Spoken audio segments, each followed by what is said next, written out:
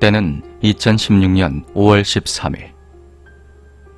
평소와 같이 점심을 먹고 인강을 듣기 위해 독서실 책상에 앉아 강의를 듣고 있었습니다. 그런데 그날따라 이상하게 평소와 다르게 식곤증이 심하게 오더군요. 졸음을 참을 수 없었던 저는 잠시만 눈을 붙이고자 핸드폰 알람을 맞추고 낮잠을 잤습니다. 평소에는 30분 정도 자면 정신이 어느 정도 맑아지는데 이상하게 잠을 자도 피곤함이 가시지 않아 잠을 계속 자게 되었습니다. 낮잠을 자면서도 꿈을 계속 꾸게 되다가 결국 가위에 눌리는 상황까지 오게 되었죠. 전 가위를 풀기 위해 몸부림을 치고 있었는데 누군가 제 주위를 어슬렁거리는 발걸음 소리가 들려오는 겁니다.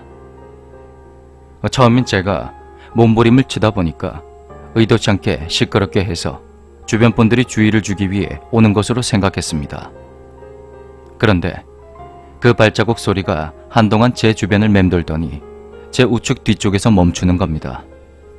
그러더니 아주 작은 목소리로 저에게 무슨 말을 중얼중얼거리더군요. 전 이것이 말로만 듣던 귀신이로구나 하는 생각에 무서워서 몸부림을 치며 가위에서 벗어나려 애를 썼습니다. 그런데 그때 귀신이 하는 말이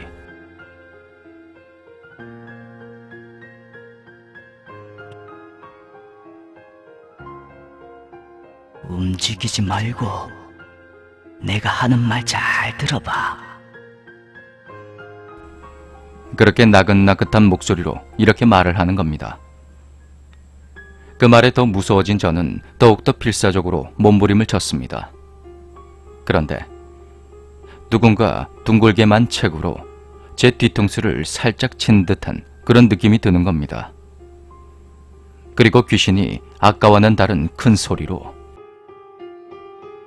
움직이지 말고 내 말 들어보라니까. 그렇게 큰 소리를 치는 겁니다. 분명히 사람은 아니었습니다. 독서실에서 그렇게 큰 소리를 내면 소란이 일어날 게 분명했기 때문이죠. 그 귀신이 하는 아주 작은 목소리에 전 귀를 기울일 수밖에 없었습니다. 핏빛 붉은 하늘, 그대와 함께 있었건만 지금은 홀로 이곳에서. 순간 저는 헐 하고 놀라고 말았죠.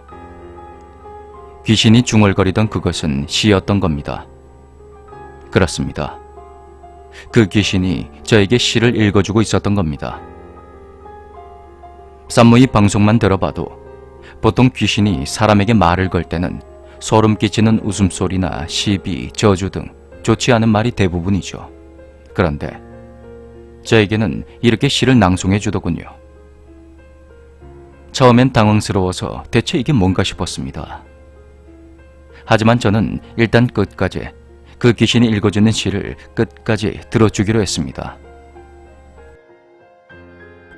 그런데 잘 들리지도 않는 그 귀신의 낭송의 시간이 한참이 지나도 끝이 나질 않더군요.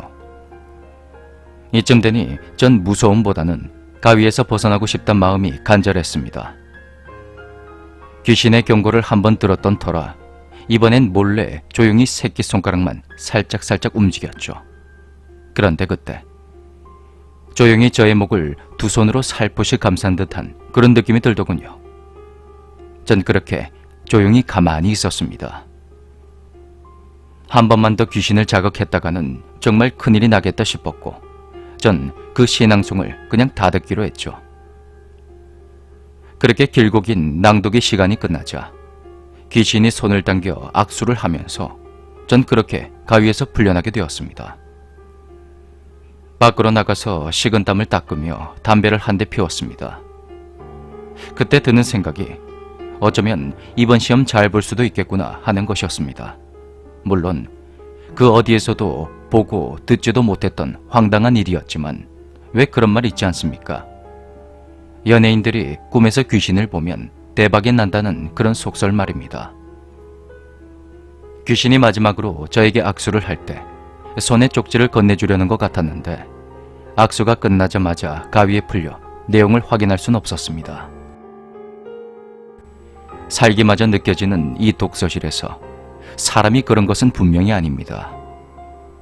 지난 13일 밤 금요일에 저에게 시를 읽어주신 귀신분 혹시 듣고 계십니까? 저에게 시를 읽어주셔서 정말 감사합니다. 언제 시간이 되시면 한 번 더 찾아오셔서 그 쪽지 내용 좀 알려주시면 안 될까요?